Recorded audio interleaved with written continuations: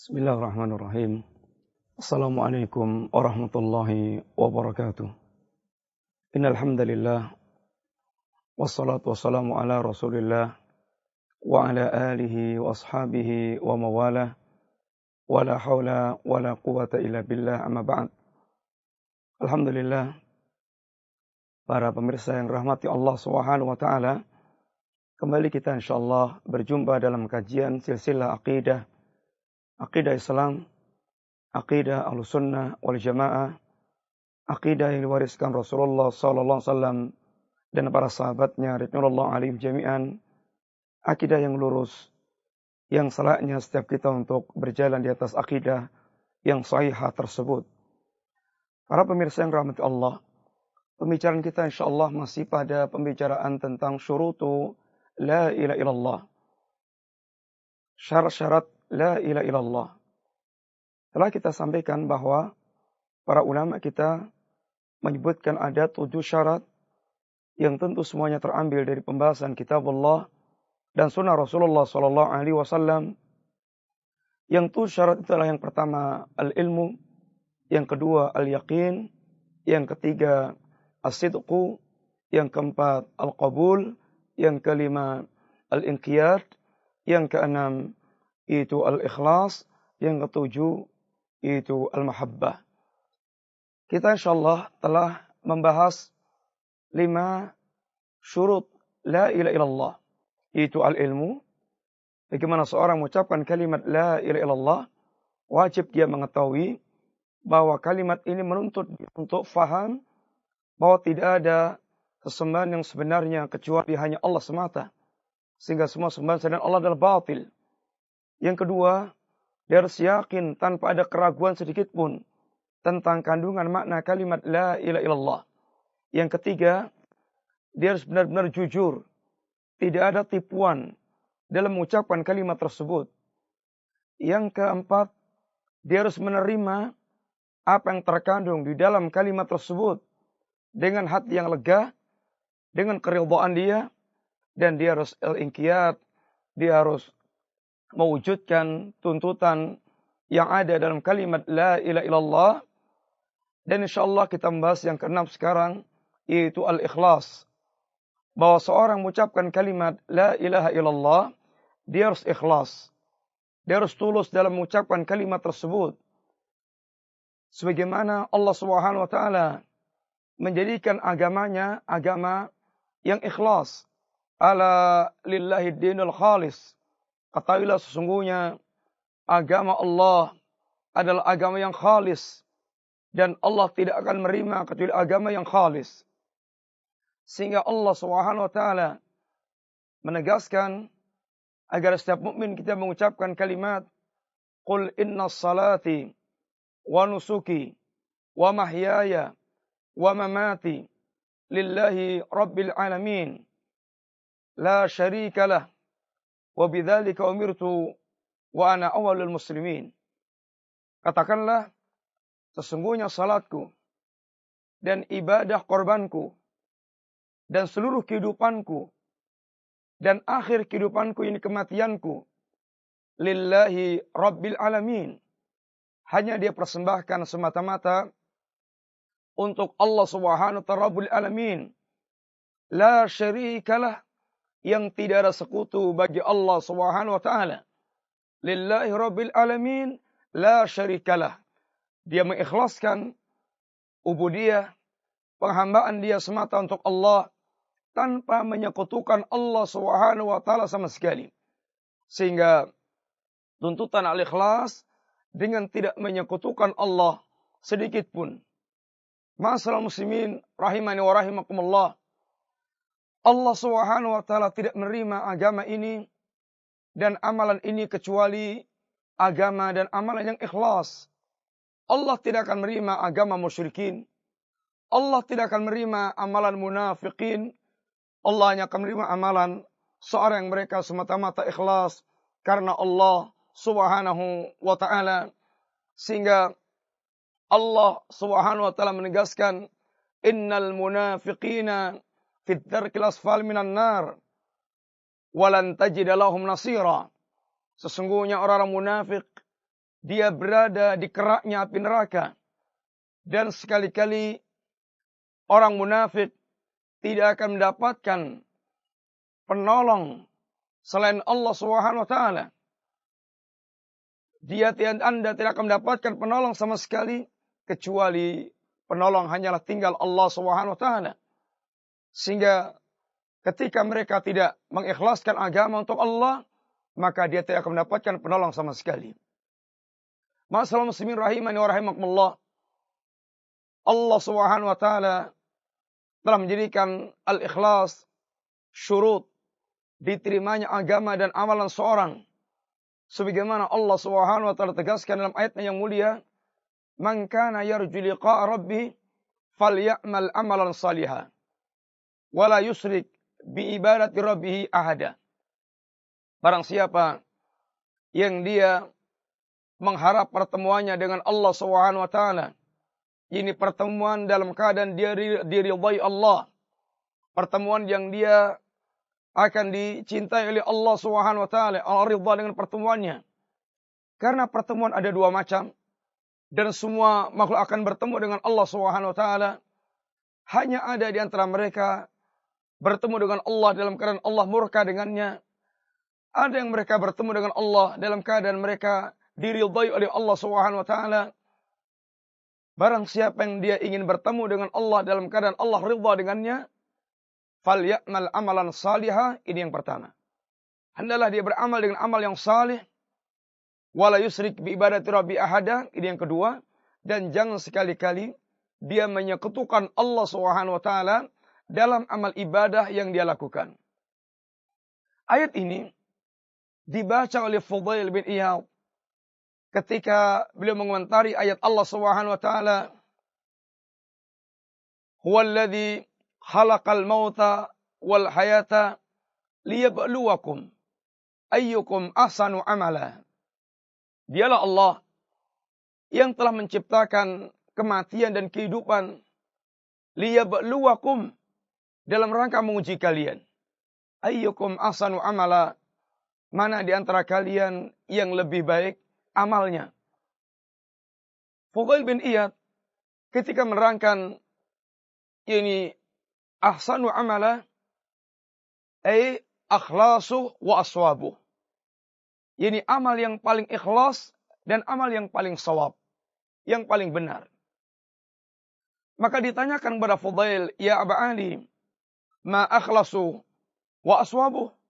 Apa itu yang dimaksudkan dengan paling ikhlasnya dan paling sawabnya, paling benarnya? Maka kata Fudail, "Innal amala idza lam yakun khalisan lam yuqbal.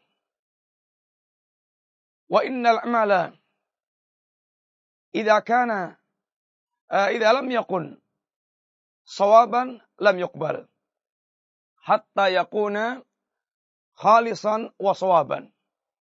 Sesungguhnya amalan apabila idza kana sawaban, seandainya amal itu benar, walam yakun khalisan, akan tapi tidak ikhlas, lam yuqbal, tidak diterima Allah Subhanahu wa taala. Wa idza kana khalisan walam yakun sawaban, tapi seandainya amal itu ikhlas tapi tidak benar pula, lam yuqbal, tidak akan diterima Allah Subhanahu wa taala. Hatta yakuna khalisan wa sawaban, sampai amal itu dia lakukan dengan khalis dan dengan sawab. Wa amma al-khalis, adapun yang maksudkan al-khalis adalah ma kana lillah, apa yang dilakukan semata-mata hanya untuk Allah Subhanahu wa taala. Was-shawab ma kana ala sunnah, apa yang dilakukan di atas sunnah Rasulullah sallallahu alaihi wasallam.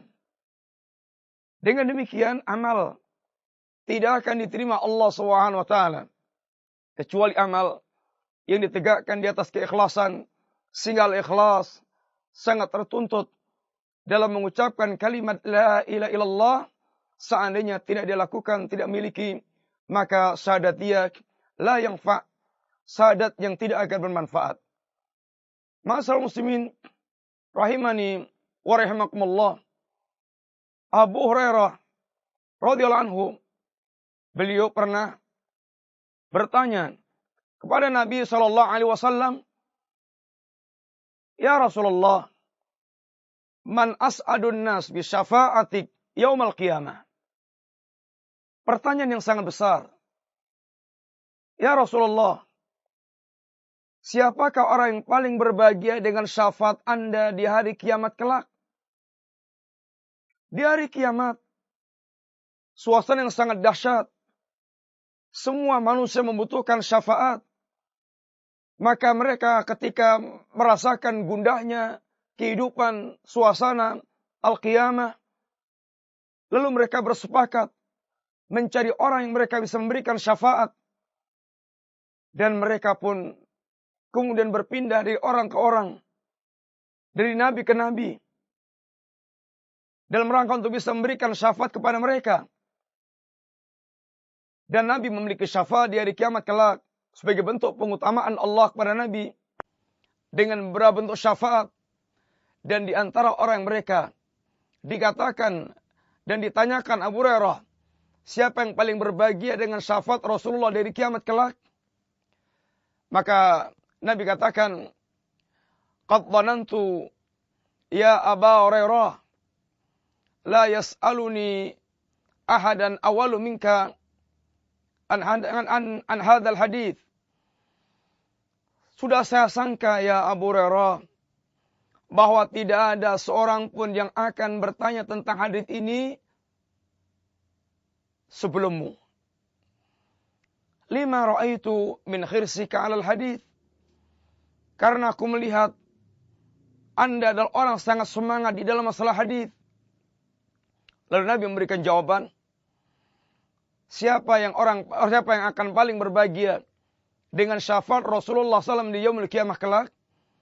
As'adun nasi bi syafaati yaumul qiyamah man qala la ilaha illallah khalisan min qalbi aw min nafsi. Rasulullah menerangkan bahwa orang yang paling berbahagia dengan syafaatku di hari kiamat kelak adalah orang yang mereka mengucapkan kalimat la ilaha illallah, akan tapi tidak berhenti di situ. Bukan hanya orang mengucapkan kalimat la ilaha illallah, akan tapi orang mengucapkan kalimat la ilaha illallah khalisan min qalbi aw min nafsi. Yang ucapannya itu dia betul-betul ikhlas, tulus, keluar dari hati nuraninya atau dari dirinya. Para pemirsa yang rahmati Allah SWT, perhatikan kalimat ini sampaikan Nabi, sehingga tidak cukup kita mengucapkan kalimat la ilaha illallah untuk seorang dia mendapatkan syafaat dari Rasulullah. Seandainya mengucapkan kalimat la ilaha illallah tanpa memperhatikan apa yang harus mengiringi kalimat itu, kalimat akan bermanfaat. Niscaya orang munafik akan mendapatkan manfaat dari ucapan kalimat la ilaha illallah, karena orang munafik mengucapkan kalimat tersebut.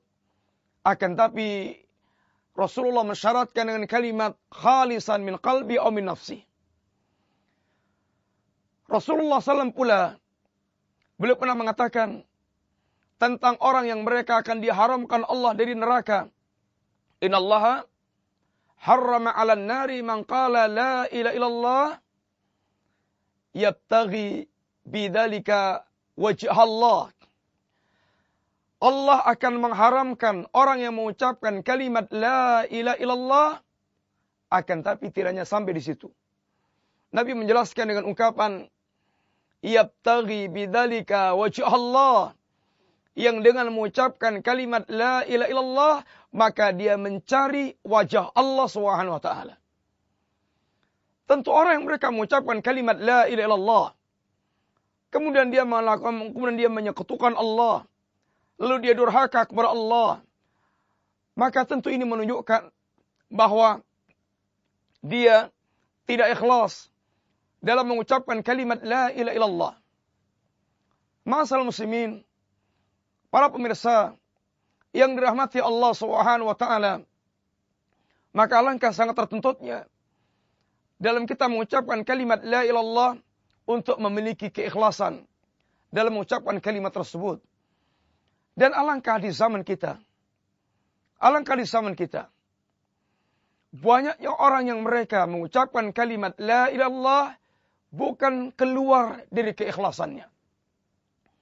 Akan tapi mereka taklid mengucapkan kalimat tersebut. Sehingga sekarang ucapan sekedar ucapan kebiasaan tanpa makna dalam kehidupan mereka. Seakan-akan kehidupan mereka dibangun sebenarnya kehidupan orang mereka tidak mengenal kalimat yang hak ini. Memang mereka mengatakan bal wajadna aba'ana ala ummatin. Bahkan kami telah mendapatkan kakek moyang kami di atas sebuah agama. Wa inna ala atharihim muqtadun. Dan kami mengikuti apa yang menjadi athar jejak kehidupan mereka. Sehingga mereka tanpa peduli bagaimana wujud amalia agama mereka. Alangkah sangat banyaknya kita mendapatkan orang yang mengucapkan kalimat tersebut dan mereka berlaku nifaq dan mereka tidak diterima syahadatnya oleh Allah SWT kecuali dengan taubat. Di antaranya dengan mengikhlaskan agama mereka untuk Allah SWT. Bukankah Allah telah menyebutkan dalam surah, dalam ayat yang telah kita baca, innal munafiqina fit darkil asfal minan nar walan tajid lahum nasira.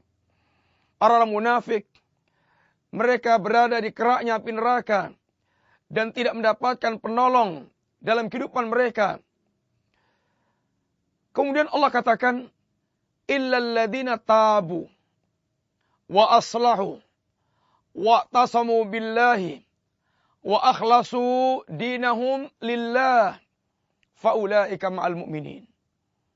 Kecuali orang-orang yang mereka bertaubat, kemudian melakukan islah, memperbaiki diri, wa tasamu billah, dan dia berpegang teguh dengan tali agama Allah, wa akhlasu dinahum lillah, dan mengikhlaskan agama mereka untuk Allah SWT.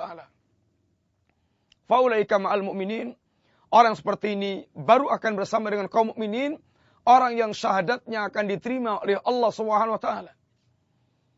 Dan alangkah banyaknya orang yang mereka mengucapkan kalimat tersebut sekedar ucapan, kemudian tidak memperdulikan tentang apa yang mereka lakukan, yang bahkan mereka terjerumus dalam perbuatan asyirku billah, kesyirikan kepada Allah SWT, baik dalam bentuk syirkun akbar atau syirkun asghar. Sedangkan Nabi mengatakan dalam hadis qudsi meriwayatkan dari Allah SWT yang Allah berfirman, ana akhna syuraka ani syirki. Aku zat yang paling tidak membutuhkan syirikat yang aku disekutukan dengannya. Man amila amalan asraka fihi ma'i ghairi taraktuhu wa syirkah. Barang siapa yang beramal dan kemudian dia menyekutukan aku dengan amalan tersebut dengan selainku, maka akan aku tinggalkan dia bersama dengan sekutu yang mereka menyekutukan aku dengannya. Para pemirsa yang rahmati Allah SWT, maka sungguh keikhlasan kita dalam mewujudkan kalimat ini sangat tertuntut. Karena merupakan kunci selamatnya kita di yaumul qiyamah. Kunci kita mendapatkan syafaat Nabi SAW.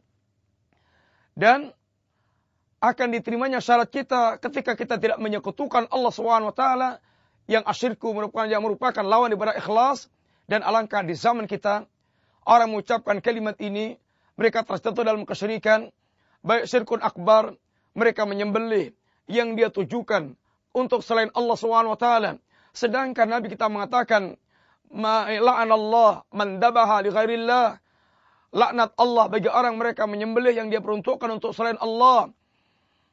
Dakhala nara rajulun fi dubabin. Ada orang masuk neraka gara-gara sekor lalat. Ini dia bertakarub pada Allah, bertakarub pada selain Allah, walaupun hanya dengan seekor lalat. Dan berbagai macam syirkun akbar yang mereka lakukan, yang ini menunjukkan mereka tidak faham dengan tuntutan ikhlas dalam mengucapkan kalimat la ilaha illallah.